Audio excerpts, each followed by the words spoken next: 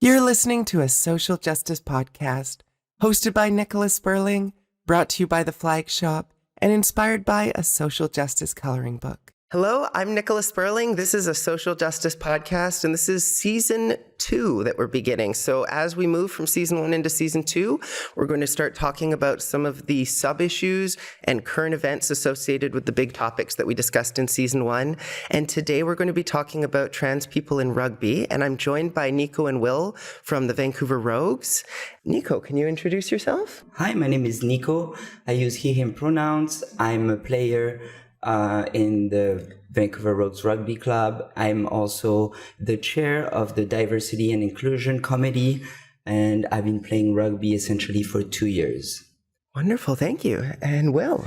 My name's Will. I use he, him pronouns. I am just a player on the Rogues, but I've been there since it restarted in 2021. And I am trans, so I have that experience with the sport as a trans person.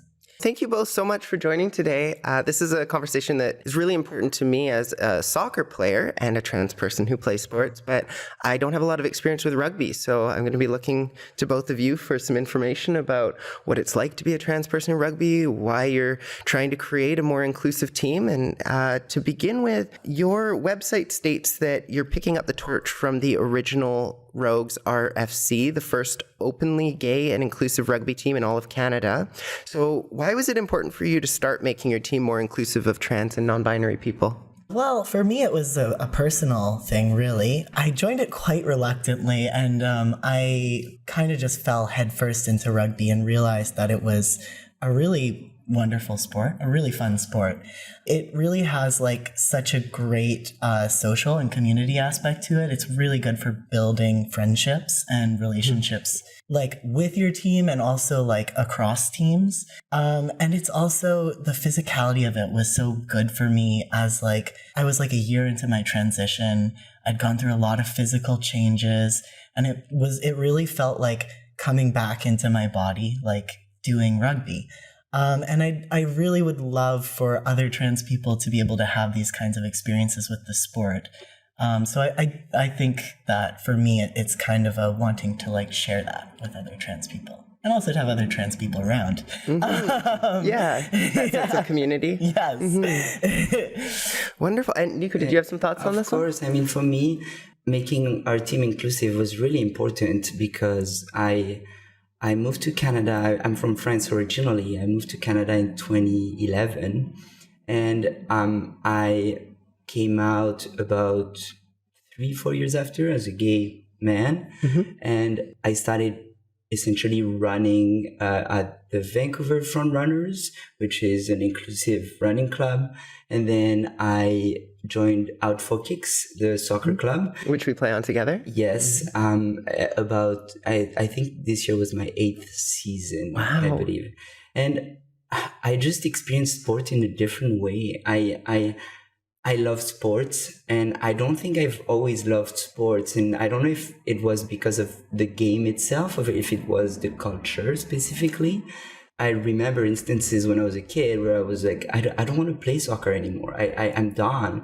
And I don't think it was because of the sport, because I was fairly good at it. But I think there was something that was like preventing me from really having fun playing the sport. Mm-hmm. And so when I joined Out for Kicks, I realized like, oh my God, like this is a lot of fun. People are amazing. People are respectful. People are kind. People are loving, and it really inspired me to be that person within the sport. I've also played in more competitive leagues in Vancouver, in Burnaby, and playing against other teams that don't have necessarily that inclusive aspect is sometimes challenging because they don't necessarily get it. So with the Rogues restarting about 2 years ago, I felt that sense of welcoming and really tackling that inclusive piece was really important for me. And I think it was important for the team. So I, since the very beginning, there was the position that came up to be chair of the Diversity and Inclusion Committee. And I was like, yeah, I got this, let's do it. And I'm happy to lead this. And the whole team really put a lot into making our team inclusive, and we're still working on it, obviously, but it is important not just for me but for us as a team, and that's who we are. That's our identity today. Mm-hmm. And why was it necessary to have an inclusive team? Are the other teams in the Lower Mainland not inclusive? Or is it just that you're trying to have more of a solid commitment, make sure that people are feeling welcomed and accepted to a higher degree than they might on another team?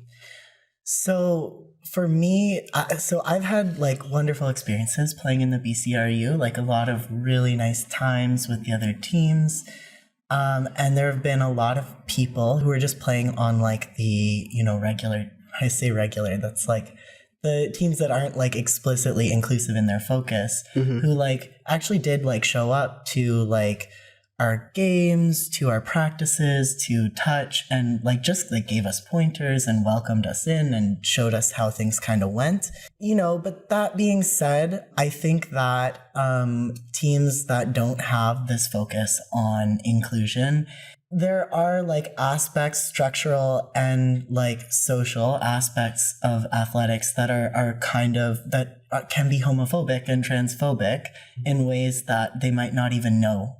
Sometimes it's not that people are explicitly trying to exclude anyone, but it's like they don't know how to include them. So people end up being ostracized, or they end up closeting themselves to kind of fit in, or, there are all sorts of, or maybe they get bullied.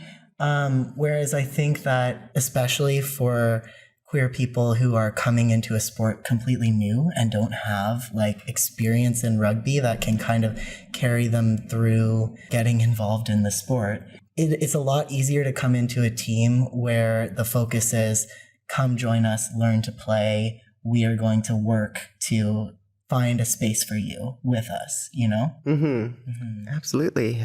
Did you have some thoughts, Nico? Yeah, I think, we're creating a small to LGBTQI plus community within the world of rugby, right? So we all have our experiences that some folks out there can relate to. And I think this allows us to really bring in, hopefully, some folks that had never thought about playing rugby in their life. I'm one of them, for example. I was shying away from soccer when I was a kid, but never, ever in my life would have I thought I would ever play rugby. And it's also the cultural piece there for me. But there might be other people that relate to that. Now, starting the sport with this team was, it was game changer for me. It opened doors into a new sport that I actually love today. I could not think of not playing rugby. And the other teams in the BCRU region actually have welcomed us with open arms, and that felt amazing. I'm thinking of the Richmond team, Squamish, Kamloops, even on the island, Nanaimo. We actually just spent our weekend there, the Rogues. We were invited by the Nanaimo team to essentially do some skills training. They shared with us their space, their coaching, and we did our pre-season retreat there this weekend. And so it's not that the other teams are not inclusive per se, but it's maybe not their focus specifically. And it becomes their focus when it's actually brought up to their attention. Similarly to a Pride game. Pride games were set up to pinpoint transphobic and homophobic language in sports. So they created those games to have people realize, oh, maybe I shouldn't be saying this when I'm playing, because specifically today, it's a Pride game. I should probably not come up with a homophobic slur right now, or transphobic slur. So it's kind of like that. This is our message. This is why we exist. And I think the teams are getting it and starting their own journey as well. From a more broad perspective, why is it important that people have access to play sports? I know that there's plenty of reasons why I like playing sports. There's the physicality, there's the connection that you have with individuals. But from your perspective, why is it important that people have access to that? Well, I mean, from my perspective, like I came into this sport, feeling very like disconnected from my body, and in the process of like forcing myself to kind of learn, a new sport, not late, but like later than, on average, like you start sports when you're a kid usually. Maybe that's not true anymore, but I do think like having access to sports, they have mental health benefits, they connect you to a community. There's like the fitness aspect, which will serve you in your life more generally. It will make you feel just a bit better. Usually, I think, like if I have a couple runarounds in a week, I will feel better, and I will like my mood will be better. All that stuff. Mm-hmm. And there's this like larger thing that is, I think, a feeling of like social acceptance that like a sport can give someone, and I think that queer people in particular are denied this. And so when we get access to it, it's especially good for us, I think, when you're going through your life feeling like alienated day to day, and then you like turn up and you like get to like work with a bunch of other people who want you around on a shared goal and celebrate it afterwards. I think that that's like a hugely positive thing for a queer person to experience. And so that is why I think it's such an important thing more broadly. Right. Mm-hmm. Did you want to add to that as well? Yeah, I mean, I definitely echo Will with the fitness aspect, the social aspect. And I think when you play sports, and specifically in a community environment, there's work that needs to be done within that community, and setting up practices or organizing events, just like we did this past weekend. There's a lot of work that goes into that, and I think it gives people opportunities also to step up in their life and get a sense of what being a leader is. And it doesn't need to be this big task of being the leader of the group, but just taking initiative and taking on some of the tasks and responsibilize people in managing other people, but also managing tasks that need to really to keep the club alive. Just that, we need a lot of resources to make our club being able to function.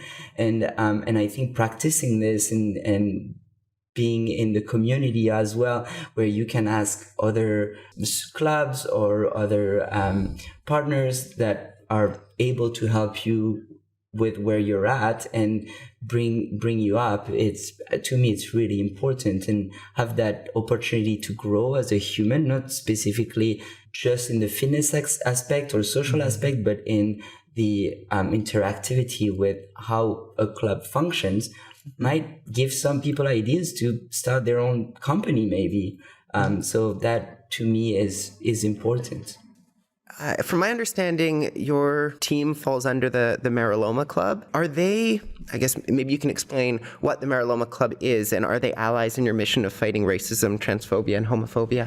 I just want to say this, kind of very baldly outright. They've given us a home, really. Mm-hmm. It's a really big thing to have access to a field, a clubhouse, funding, equipment. There's also they have expertise on actually running a rugby club, because there's stuff that goes into if you need to you have an away game, you need to travel. If you do, there's all this stuff that goes into going to games, having practices, and having their infrastructure as a foundation for us just gives us so much more room to grow and to reach out to the queer community and to do other things, right? We don't have to be fighting for survival. We have this support. So yes, I would say the Lomas are definitely our allies. And also, they come to our practices, they come to our games, they come to our team events sometimes, and they Some of them march with us in the Pride Parade. There are definitely some people at the club that I would consider, good friends too. So yes, I will say I think they are our allies for sure. Wonderful. And that sounds a little different from what I'm used to in soccer. We play with Metro Women's Soccer League. We have a team there, and we recently had to figure out how to run it ourselves. And it doesn't sound like there was as much support as what you have with Maraloma Club. And maybe that's because it's a club as opposed to a league. Yeah, the Maralomas are they're quite an old club in the context of Vancouver, 1920s, and they do a variety of different sports. Basically, their whole thing, I don't know how articulate I am being here, but their thing is that they are fielding teams to play against other clubs, whereas I think a league is kind of just overseeing the teams themselves, right? I think probably closer, more analogous to what you're describing would be the BCRU, which does provide resources and things like that to clubs within the world of BC Rugby, but they're not running the teams. Right. And could you have a team that is not part of a club? In this context, if you are a team, you are a club. There's a Squamish club, the Axemen, and there's a club in North Vancouver, Capilano, and they all kind of have this infrastructure in place to be able to field teams throughout the season. Yeah. I mean, I'm trying to build my own understanding based off of my knowledge of soccer. I don't know how helpful this is to our audience, but we have some teams that are just independent teams like ours, and then we have clubs that field teams. So there's a little bit of a mixture of both in soccer. Did you have anything you wanted to add to that, Nico? There's a lot that Will shared about the Lomas. Currently, at our level, senior level per se, there are 5 teams, 4 of which play in the men's division and 1 plays in the women division. 4 of them are called the Lomas, and we're called the Rogues. And when they restarted the Rogues, essentially we needed a home, so we asked them if they would allow us to be part of their club, and they said yes, and they allowed us to keep our identity as well, the Rogues identity. They could have simply asked us, well, you just start a new team and that's going to call the Lomas and we'll have 5 teams. And no, they actually were supportive of our mission and the vision also for our team, and they allowed us to play under their umbrella. We're their sibling. We're absolutely equal, and we share resources. We share support, and they're absolutely amazing, and we're very thankful for having them. Definitely. There's one thing specifically also that was brought in. We worked last year with Monash University in Australia, and they've been doing some research essentially around homophobia and transphobia, racism in sports, and we participated in their study within the club, and the Lomas said yes, and I call them the Lomas, but it's short for Maralomas. And they said yes, let's do this. And essentially what they did, they surveyed the whole club, not just us specifically, the whole club, before and after a captain training. Essentially what they've realized is that to change the culture within a team, you need to but really get the influential people aware and enable them to act on tackling transphobia, tackling homophobia, tackling racism. And when those people actually speak up, if they hear something or if they see something and they speak up, then change can happen. Right. So they surveyed us before we had the captain training, and then they surveyed us after, and that had an impact on the club, and yet to this day we still talk about it, which is pretty amazing. So that had an impact, and so that's also proof to me that they're supportive in our mission, with our mission. Right. And is that training that you're talking about, is that like EDI training? EDI training, not specifically. It was more about having a conversation with the influential people, the captains essentially. And, right. Hey, do you hear these words? How often do you hear them? And essentially at first, the survey shared that they were not hearing it much because they weren't necessarily paying attention to it. Right. Then we had the training, and then the second survey actually showed that it was happening a lot more than the first survey, because now people are paying attention to this kind of language. And so it showed us that, okay, well, now we know what we need to work on and what we need to do. So it's just shedding light on those issues and having influential people that can speak up, that are able to speak up, make those changes happen. Right. And that sounds very similar to what we did with Out for Kicks. I'm on the board of Out for Kicks, and we talked about how we can incorporate EDI training into captain's training. And I think it really helped for this season, making sure that people were aware of not using gendered language on the field and being more inclusive of different identities. And I'm also interested to know what your motivation was behind creating all gender touch rugby. Yeah, so honestly, like touch is often played co-ed. So the Marilomas also does they have like a competitive level and like a social level, but it's pretty informal compared to like the season that we play in rugby. You just like, the teams are all within the club and everyone just shows up to Connaught Park, and then we have some games, and throughout the season, as you figure out what the rankings are, there's like a semifinal and a final, but mostly it's just kind of to run around in a field and toss a ball at each other. And on those teams, to like actually field a team, you have to have equal numbers of men and women. Like obviously there's more of a conversation to be had about like men and women, all that. But that being said, like this is not a new thing. It like touch is often played co-ed. Having the Rogues touch be all gender really just kind of makes the most sense, because that's kind of how it's played anyway. It's a pretty like fast, fun, informal sport. It's no contact, so you can kind of like be pretty loose with it and like just have fun and not worry too much about that. That being said, I think this year we put more of an emphasis on this is for all genders, because I think in previous years, yes, anyone who wanted to show up could show up, but touch was seen as a recruitment tool for the regular season, and we are a men's third div team. So it would sort of like select out the people who don't identify as men, essentially. Basically what that comes down to is like, really, the more the merrier. Like it's more fun to have different kinds of people, all different kinds of people coming to your events and like sharing their perspectives and their style of play and their experiences. It makes for a more interesting time. It kind of changed the tone of it a little this year. It felt, I wouldn't be able to put my finger on it quite, but it was calmer, and yeah, I don't know. I really enjoyed it.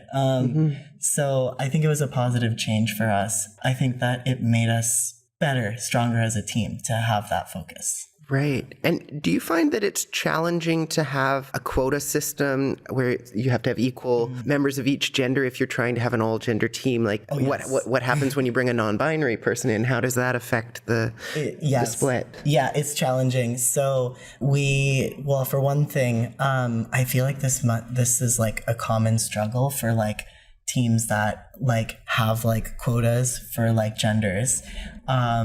Which is that there's like a real struggle to get enough women. I don't know why. Well, I do kind of know why. Like, I don't think we prioritize women's athletics the same way we prioritize We have the same problem in soccer, yeah. Yeah, right? So you'll have this like struggle where like you have a bunch of men, and so the men all have subs, and the women are stuck playing for like, ever and ever and ever, and you're like, oh my God, I'm so sorry. You're heroes, but like, I'm so sorry.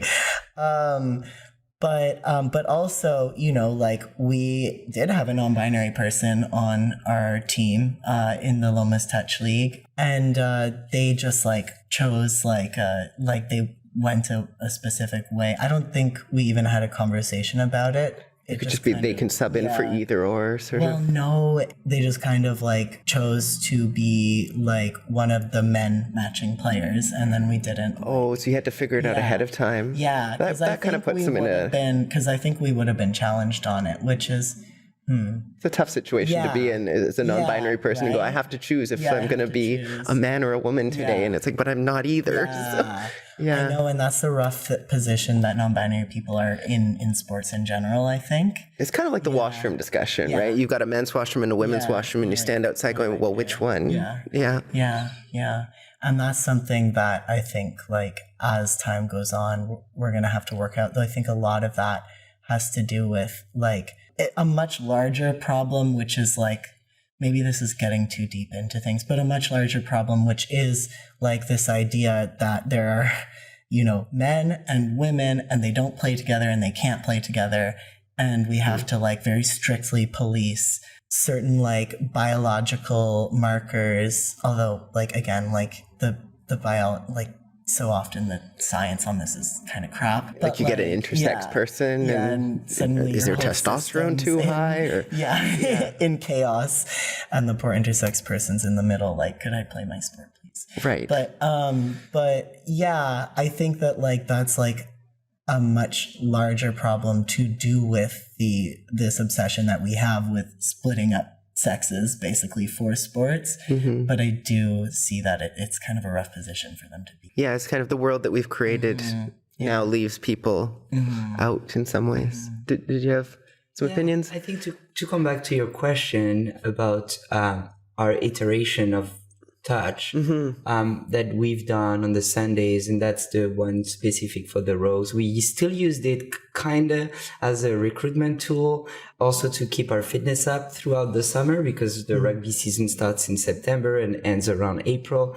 So May, June, July, August, we're there to have fun and meet new people and continue creating that community and foster our community as well. Invite friends of friends, and really getting to know new people and diversify our community, essentially. Actually, I was very happy to see how this end of the summer turned out with the group of folks that stuck around, played touch with us throughout the summer, and are still there to this day, actually coming to our preseason practices. It's pretty fascinating. So essentially what we wanted is, like, come and join us, come and have fun, come play rugby with us. And if you like it, we'll find a space for you, because there is a space. We believe that there is a space for everyone in rugby. And with our structure within the Lomas, we'll find a way to have you play. And if it doesn't exist, let's look at creating it, essentially. That's what we're looking at right now.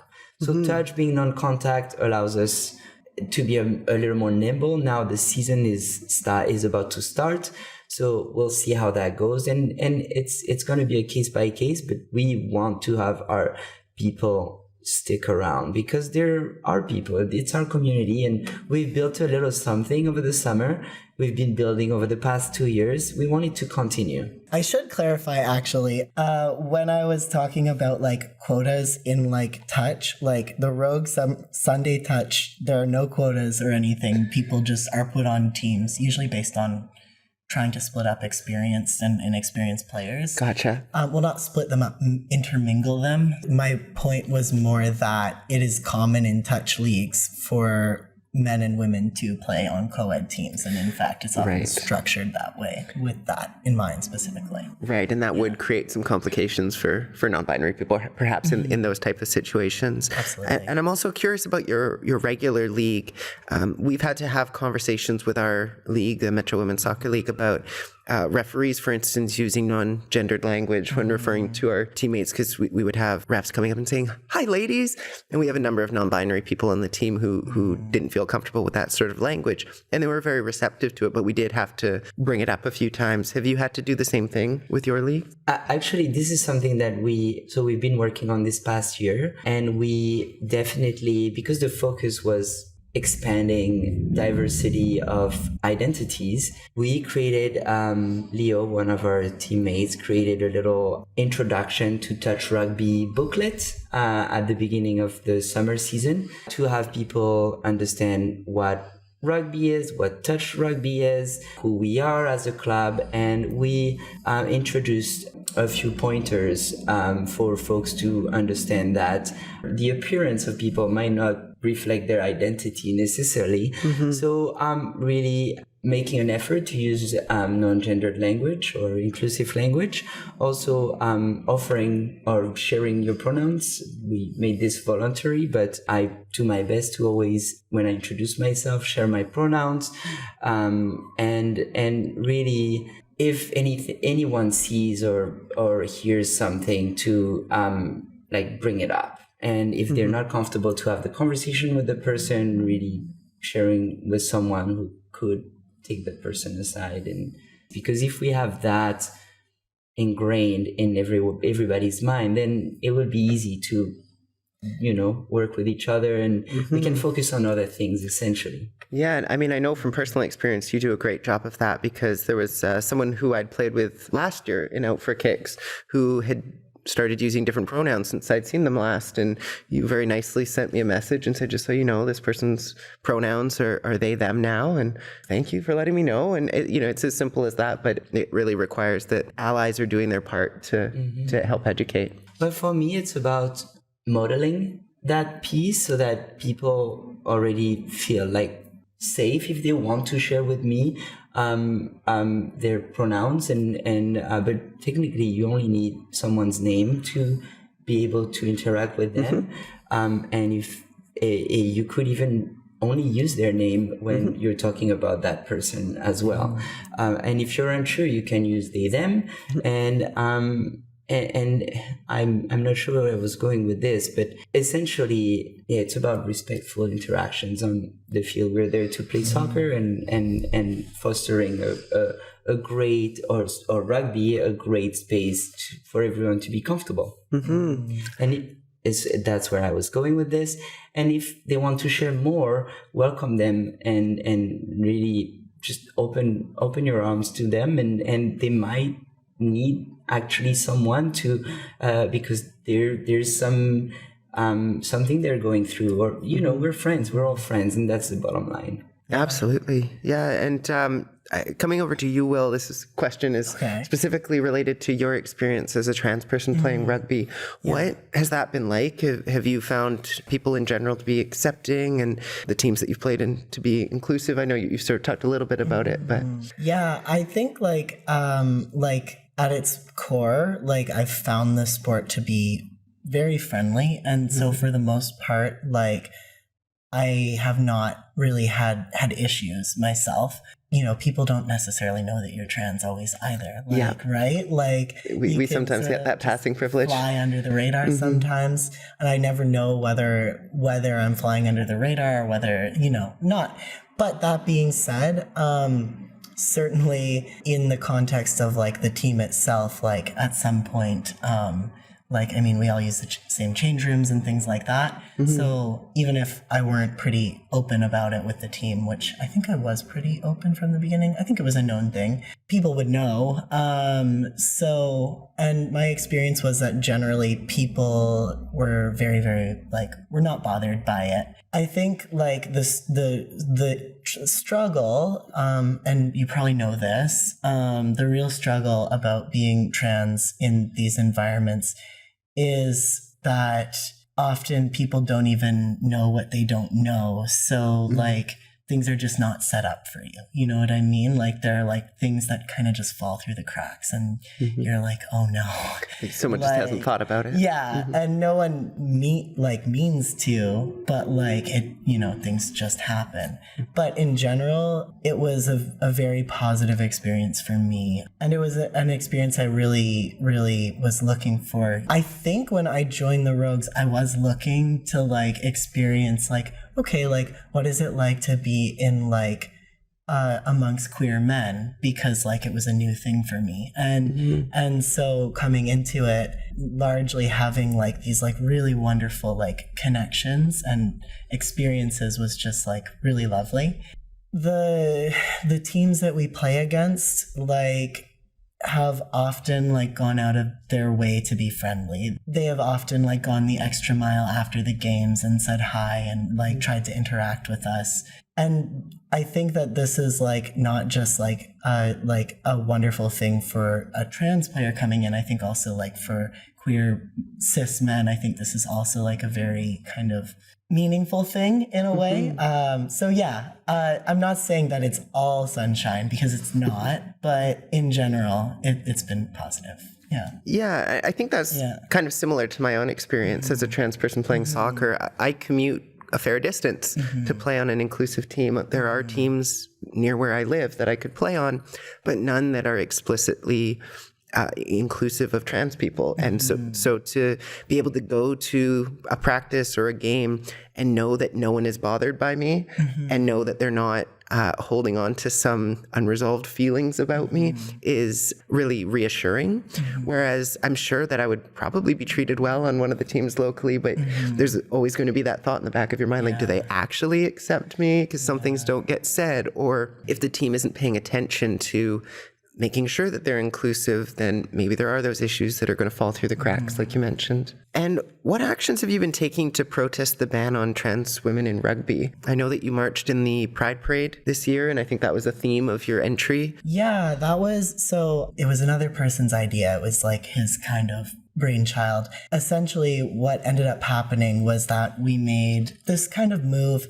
It was kind of started by World Rugby, which is like the governing body for rugby, international rugby union, because there are different kinds of rugby. It's not worth getting into.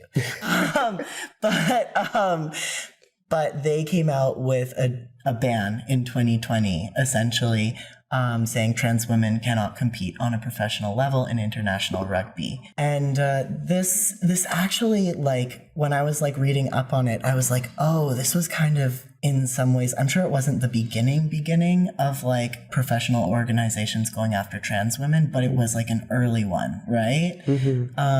And so we made kind of that the focus of our march this year. I mean, other, like in the UK, they ban trans women just across the board. Not every nation has followed, like Canada, Rugby Canada's position, and the BCRU, by the way, for people watching, the BCRU and Rugby Canada, their position right now on transgender people is that they play as the gender they identify as.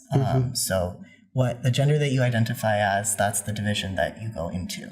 And there's no other requirements? I don't think so, no. Okay. No. That's very progressive of them. Yeah, well, like, not to crawl into the weeds, but we made that. So we decided to make that the focus of our Pride March this year.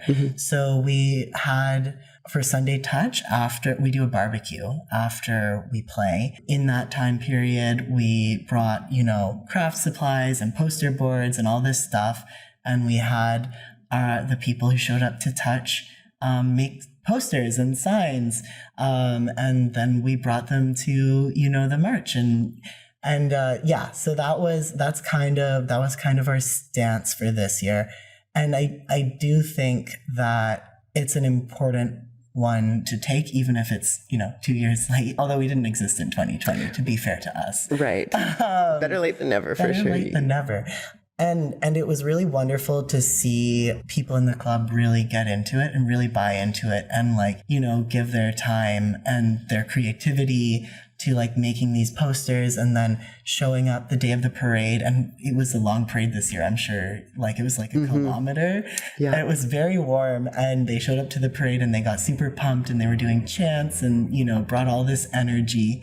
And for me, it was hugely meaningful actually to see that, because sometimes you do wonder if people support you on the team, and it's nice to see that kind of expression of it. Do you feel that England's rugby football union's decision to ban trans people, or trans women specifically, from playing women's contact rugby has affected the general population's attitudes towards trans and non-binary people in rugby or in sports in general? I think anytime any organization comes out with something like this, yes.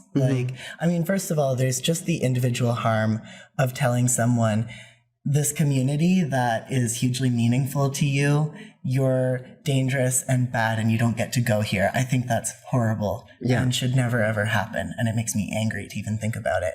But I think like on a larger level, when an organization does this, what it says to the general population and to people who might be quietly thinking to themselves, oh, I don't like those trans people very much, is, okay, now you're empowered to like, you know, police like people that you think don't look the way they should look who are in your spaces. Okay, you can turn up to a track meet in Kelowna and harass some poor girl who's just trying to like run a race or whatever, you know. So which actually happened for the audience who doesn't know. Which I think is like inherently a like violent and dangerous thing to do, not just to trans and non-binary people, but to people in general, to anyone who doesn't look the way someone thinks they should look, or talk or act or whatever. You know what I mean? Yes. So yeah, I think that these kinds of bans are very harmful. What do you think about the argument that transgender women are a threat to the safety of women's sports? So they're like the Canadian, what was it? CCES, Canadian something. Oh God, I'm so sorry. I'm blanking on the name. But they basically study like, they look at ethics in sports, and they did a literature review. They did a whole report on basically transgender women and elite athletics in 2022. And like basically what they found was that the scientific evidence in terms of like whether there are biological advantages based off of like what kind of puberty you had is unclear at best. A lot of the studies are quite bad in different ways. There aren't a lot of them. And that when professional bodies make decisions based off of these kinds of studies, they'll prioritize like these like biological studies, which again often are quite flawed, over sociological studies about things like the effect of like inequality, like in terms of like wealth, resources, like all that kind of stuff. And yet these things really like affect people's ability to be competitive in professional athletics. Like a country that has a ton of money to throw at their soccer team is going to do better in the Olympics than a country that doesn't, you know. And like trans people, trans women in particular, who like have all sorts of like barriers to get over, often in terms of like social acceptance, in terms of like they make less money on average, like even like compared to cis women, compared to like trans men, you know, like significantly less. Yeah. They face all sorts of barriers, but no one is going like, well, is it fair that trans women have to play against cis women? No one thinks that, Thinks right? it that way, yeah. Yeah, but you could make that argument, right? Sorry, I'm trying not to crawl too much into the weeds, but I do think that like basically this whole idea that trans women are a threat to women's athletics is silly. Like, first of all, even if you just look at the numbers, I was looking at like Statistics Canada, and like the percentage of trans and non-binary people, so like the whole of our community, not just trans women, is like 0.33% of the population. Like numerically, how are trans women going to dominate professional athletics? That's not going to happen. Well, you would expect that trans people would win 0.33% of the time, and they actually win less than that. They don't. So it would indicate that it's not fair to trans people. Yes. But yeah, no, it's to me, like this whole idea that trans women are going to come in and dominate cis women in athletics. First of all, if that was going to happen, there was a period of like years, decades, where trans women were perfectly allowed to compete in professional athletics, and we didn't see that, right? Yeah. So no, I think it's just nonsense. Yeah. To be honest. Absolutely. I've left you out of this to some degree, Nico, because we've been talking about the trans experience in some ways. But before I move on to my next question, did you have any thoughts on that overarching topic? I think in sports in general, there is definitely a need for better education in general, and also high quality research to be shared with organizations to really kind of disrupt or challenge those gender norms to be more inclusive. I don't think we should essentially sanction a group of people and put them on the sideline. We should look at opportunities and options and what can we do? Like we have this challenge, so let's put the resources to be able to figure out a solution, because I think we can do that. And I'm just, thinking of my friends. I wouldn't want my friends to not be able to compete at a high level if they were great. I have a lot of great friends, and if they have the opportunity to go and compete, I wouldn't want them to be prevented from doing that. That would hurt me. And that's essentially part of the reason why this topic is dear to my heart, because I have a lot of trans friends and I wouldn't want them to be put on the sideline. I want them to be with me, and I want them to even succeed more than me. So You've talked about how your team is a men's team for regular season. Are you looking at potentially introducing a women's team as well to your league or your club? I would love that. I mean, I want to preface this by saying I have no control over this because I'm a player. Right. But for me, one of the things about Touch this summer being everyone come join is because if people who don't identify as men and would feel more comfortable playing in a women's division, if they were if we got enough of them sticking around, then maybe we could maybe first you start off with a 7 side, because there's something called sevens basically. 7v7. It's actually a very exciting game because it's the same size as a regular rugby field. Oh wow. Only 7 to a side, so it's just a lot of running and it's very fast paced.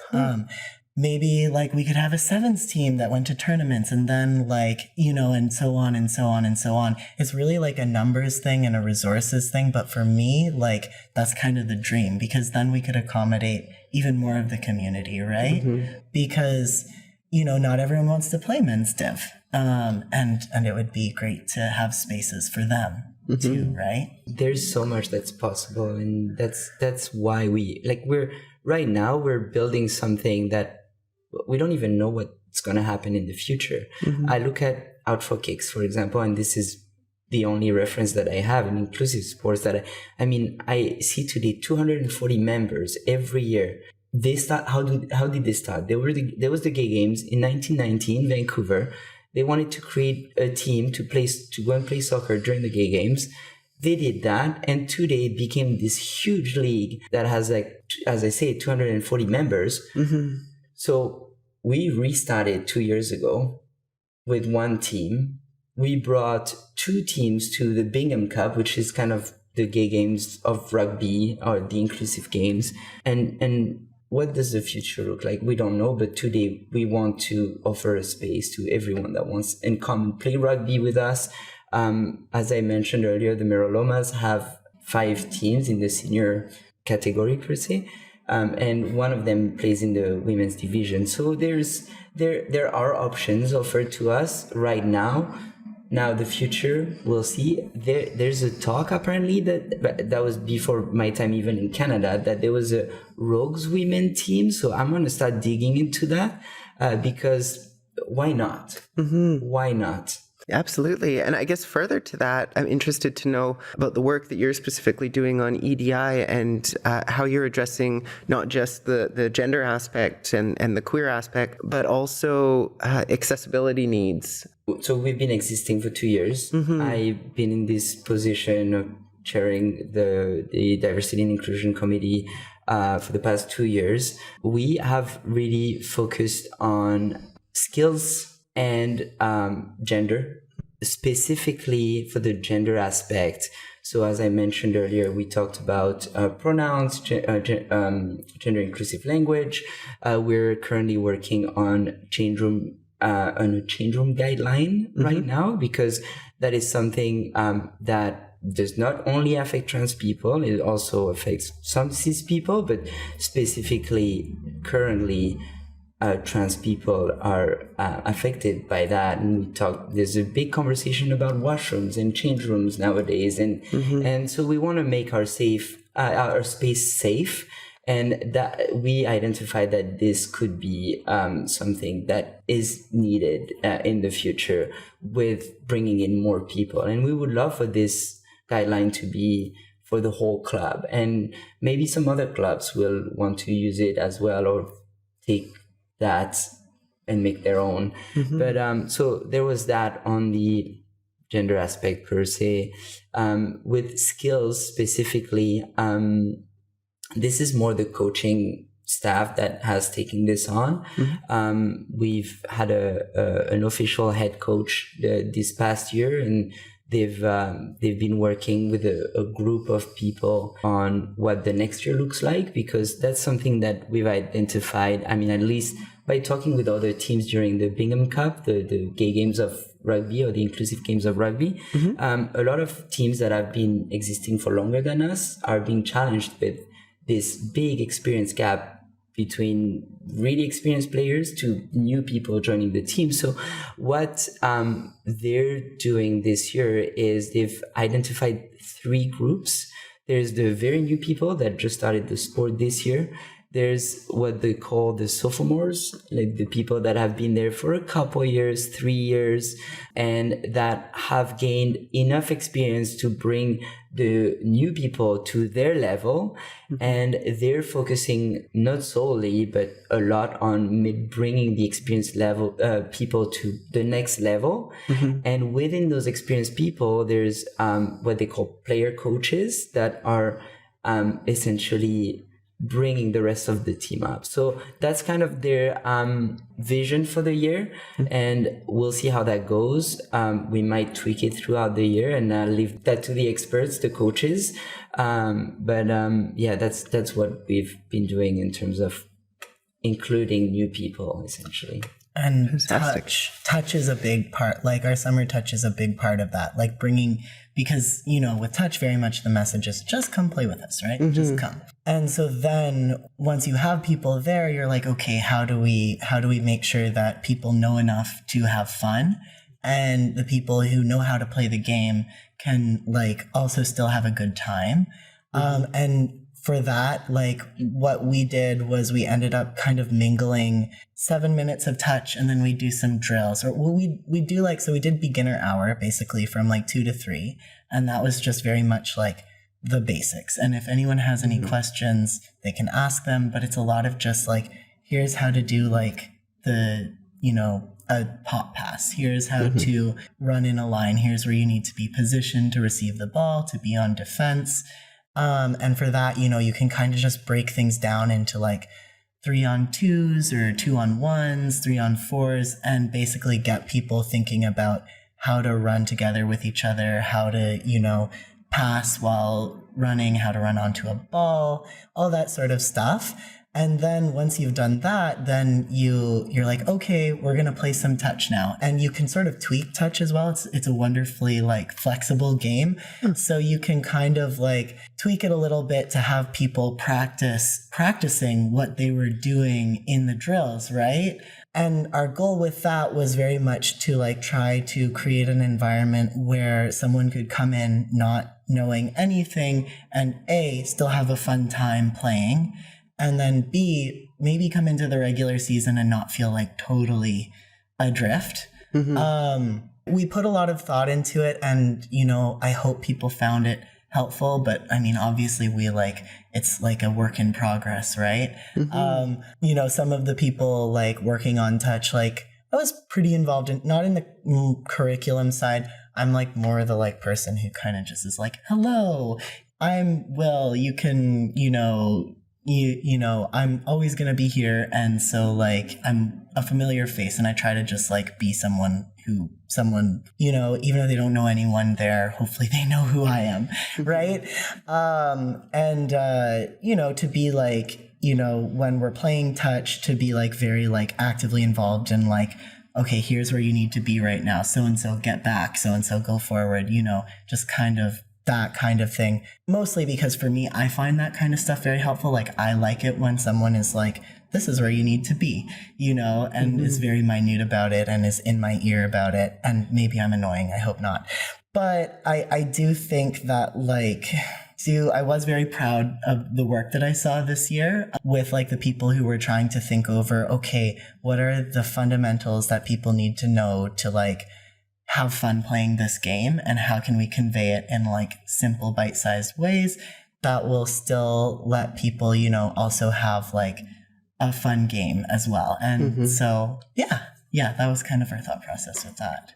As we're coming to the end of the podcast, one of the questions I always like to ask is, what can our audience do to help with an issue? So season 2, we're getting into some different issues. I don't know how well this question's going to play in all of these new episodes, but do you have ideas of things our audience can do if they want to help support trans people playing in sports or in rugby in particular?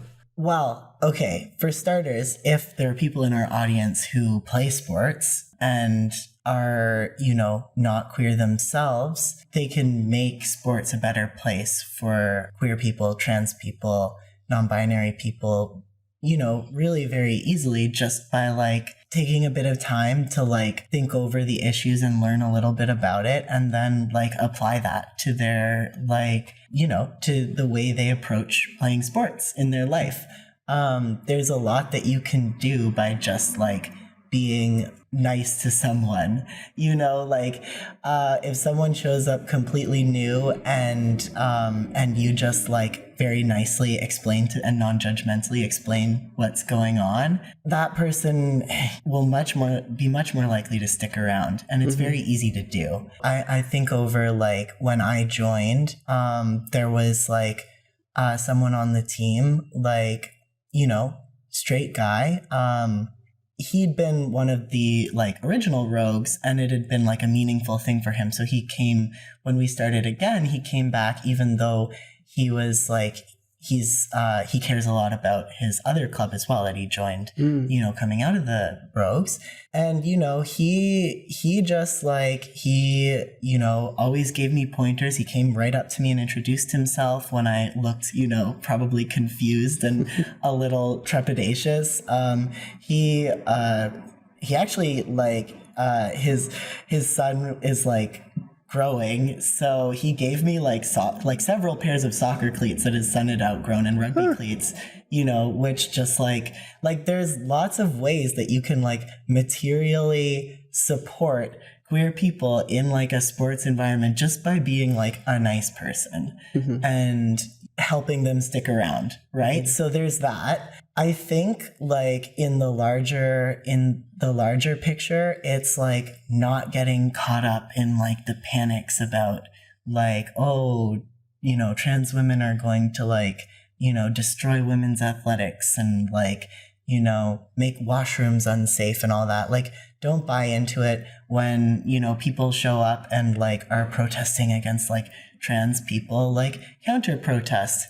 There were people who tried to intimidate the Carousel Theatre this summer into not having a drag program for their youth camp.